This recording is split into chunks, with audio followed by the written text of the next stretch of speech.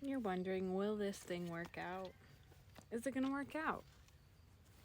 Whatever that is, let's talk about it. Ooh, we're going to start with some book divination.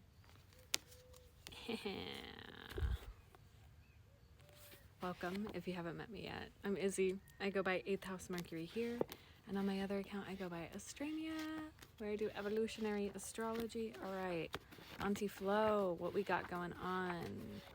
Is this thing gonna work out? That is the foreword. I don't wanna... Here.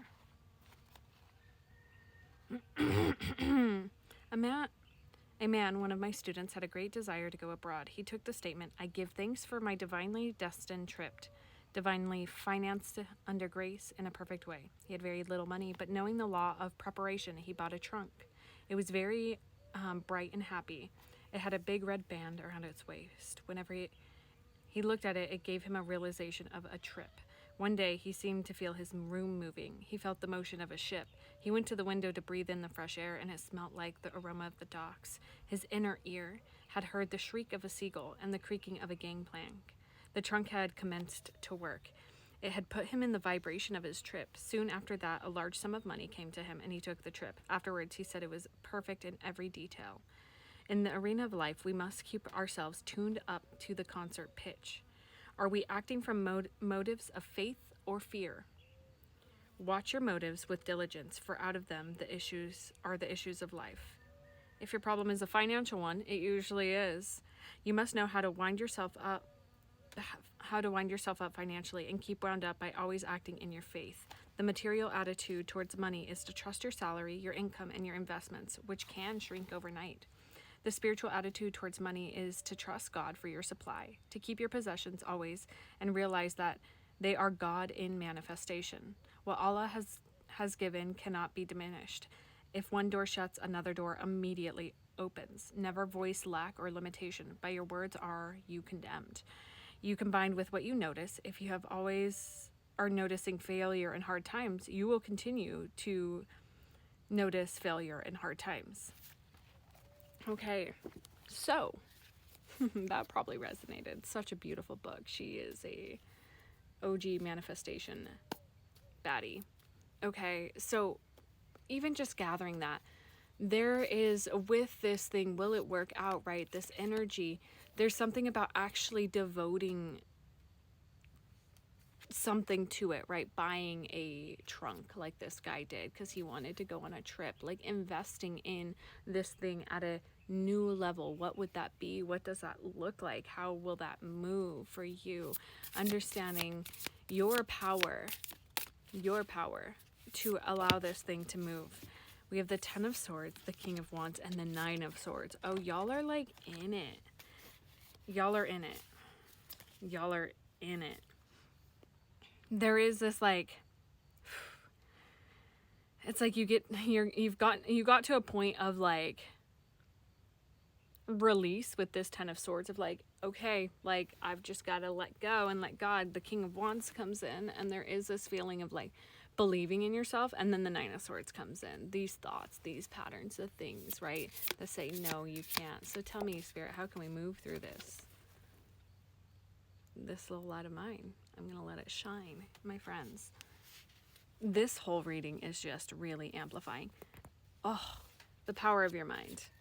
The power of your mind. And a good chunk of you are wanting to leave, like behind these choppy waters, to leave behind. For some of you, leaving home is a part of this.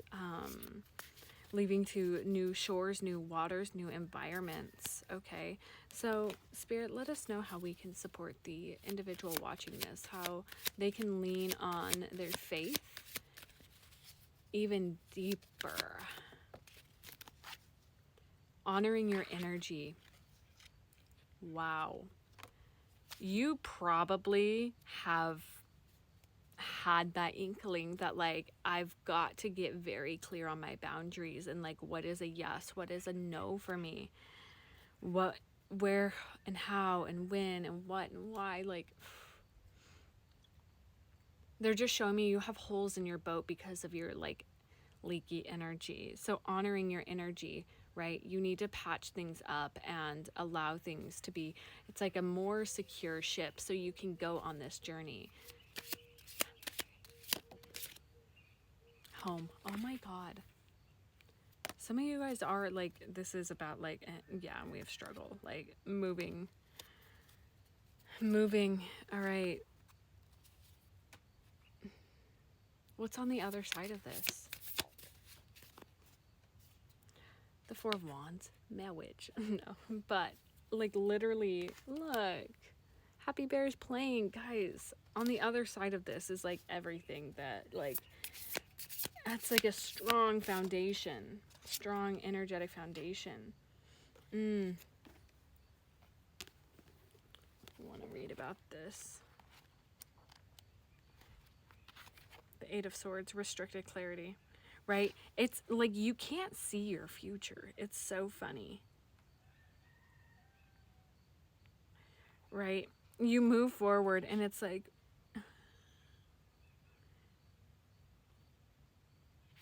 all of this is about like quieting your mind, creating space for clarity for yourself. Last advice. Four of Pentacles and the Queen of Pentacles.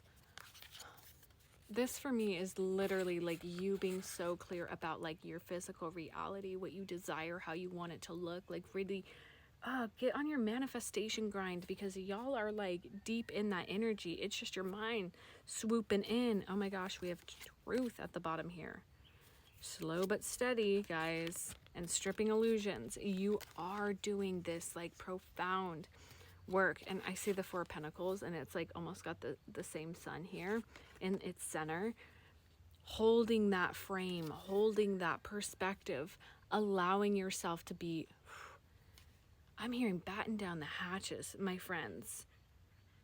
You're recognizing that the winds that are whipping around your ship are just created by you. And the more you go inwards, the more you soften, the more you like connect deeper into yourself, you're like, oh, it's me. I'm creating this with my thoughts. I'm creating this chaos. Okay, one last card. Because you are very powerful. You are so powerful that you can do this self-sabotaging thing. Yep, death. This is... it's creating this sort of juxtaposition for you because you're like, I asked for this.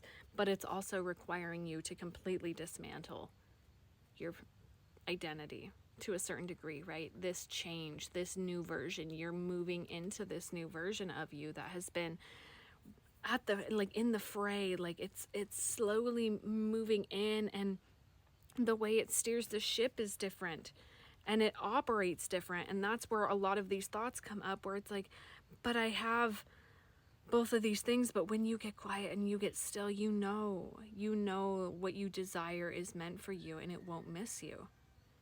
It's when there's like, when you're tuning into the chaotic storm of either others, outside influences, or other perspectives that used to be your own, they're no longer yours.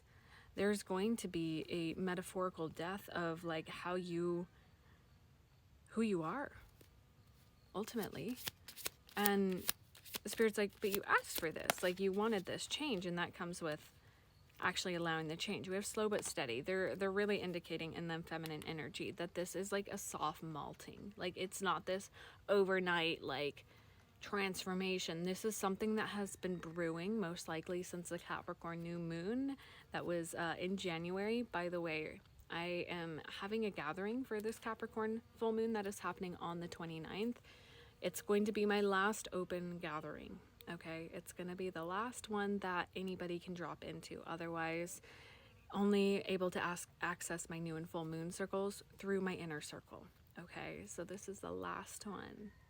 If you've been wanting to sit in circle with me and see how that moves, that's linked in my bio if you want to join, or you can even just join the inner circle, which has a lot more deeper support from me and the community that is being cultivated there.